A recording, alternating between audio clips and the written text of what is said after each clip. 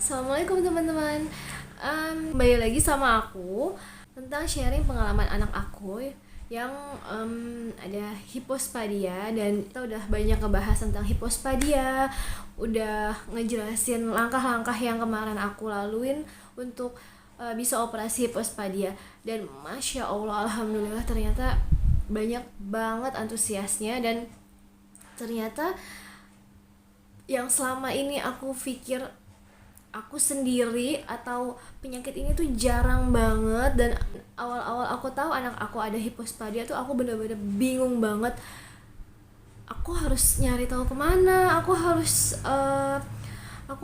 nyari informasi kemana, karena di YouTube pun jarang banget. Tapi pas aku udah bikin video ini, ternyata banyak bunda-bunda atau orang tua di sini yang anaknya sama aku. Dan alhamdulillah selama ini kita udah bisa berbagi pengalaman, sharing pengalaman melalui komentar, bahkan ada juga yang DM aku untuk sharing pengalaman anaknya juga. Nah sekarang aku mau ngelanjutin tentang proses pengobatan anak aku. Sekarang ini aku udah mau proses untuk operasi yang kedua. Ternyata pas operasi pertama kemarin itu sama dokter benar-benar diusahain banget biar kalau bisa hanya sekali operasi aja, karena anak aku itu waktu itu kan masih agak kecil ya, masih sekitar 3,5 tahun pas operasi. Dokter udah bilang sama aku, ini kami upayakan yang terbaik, kami upayakan agar anak ini hanya satu kali operasi aja cukup gitu. Dan ternyata di perkembangan kulitnya, jadi pertumbuhan kulit pasca operasinya itu tidak begitu bagus. Jadi ternyata anak aku itu harus dilakukan untuk operasi yang kedua. Setelah 6 bulan berlalu, dia juga proses untuk menghadapi operasi yang kedua kalinya. Bagaimana rasanya?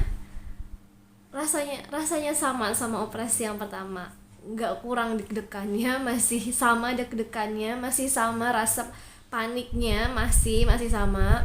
Jadi aku di sini akan memberitahu teman-teman semua tentang perkembangan anak aku menuju operasi yang kedua dari hari ke hari. Ikutin ya, jangan lupa ditonton terus sampai habis. Jangan lupa subscribe-nya juga, like, dan komen, karena di kolom komentar itu bunda-bunda atau orang tua di luar sana bisa sharing ke aku tentang pengalaman anak-anaknya.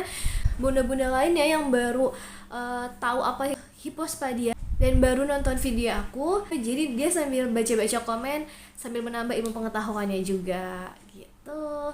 Oke, sekarang kita mulai ya untuk proses pertamanya, yaitu aku otomatis minta surat rujukan dulu ke puskesmas. Setelah aku minta rujukan ke puskesmas, sama puskesmas juga langsung dikasih surat rujukannya. Assalamualaikum teman-teman, ini aku sekarang baru banget pulang dari puskesmas. Kita habis minta surat rujukan untuk operasi yang kedua Arsya. Sekarang lagi ngadem dulu nih, lagi ngajak Arsya main.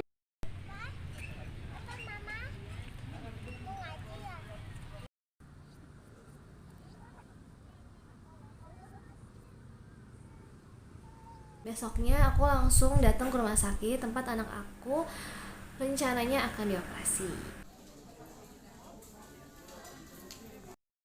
Assalamualaikum teman-teman, jadi sekarang aku lagi ada di rumah sakit Budi Asih. Sekarang aku lagi mau ke dokter urologi, lagi nunggu antrian untuk proses operasi yang kedua nih. Ini di sebelah aku sekarang udah ada Arsya yang nemenin aku. Anaknya lagi anteng. Minta doanya ya teman-teman supaya prosesnya dilancarkan sama Allah, dimudahkan oleh Allah, dan hasil operasinya juga nanti disempurnakan oleh Allah. Esokan harinya begitu aku sampai di rumah sakit, itu aku langsung ketemu sama dokter urologi. Nah, setelah diperiksa sama dokter urologi, akhirnya dokter urologi pun bilang, oke, ini akan kita proses untuk operasi kedua. Tapi sebelum itu di hari pertama setelah aku ketemu dokter urologi itu langsung anaknya disuruh untuk ronsen sama ambil darah. Nah keesokan harinya begitu sampai rumah sakit dan sebelum ke dokter anak aku ambil hasil ronsen dan cek darah karena berkas-berkas hasil ronsen dan cek darah itu yang akan kita bawa ke dokter anak untuk dilihat apakah anak kita ini secara kesehatan menyeluruhnya siap untuk melakukan operasi. Dan alhamdulillahnya ternyata Arsya kesehatannya itu dinyatakan siap untuk bisa menjalani operasi. Nah selanjutnya dari dokter anak itu aku balik lagi ke dokter urologi. Itu jeda beberapa hari ya karena tergantung sama jadwal dokternya.